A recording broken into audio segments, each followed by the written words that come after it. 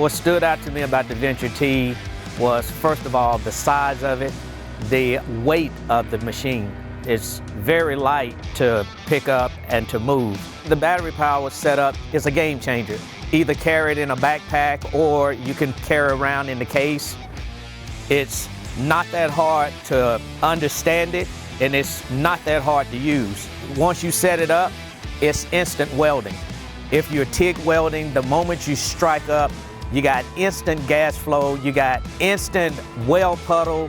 When you're dialing up the settings from 70-18 to 60-10 to lift TIG, it's all right there set up for you, and all you have to do is just dial in the setting and then change the amperage.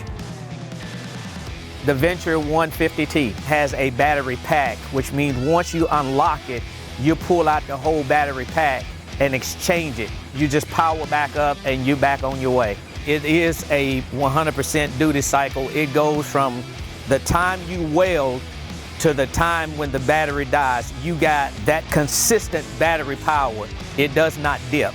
Once you get your hands on this machine and use it, you're gonna fall in love with it. The Venture 150T, engineered for welding.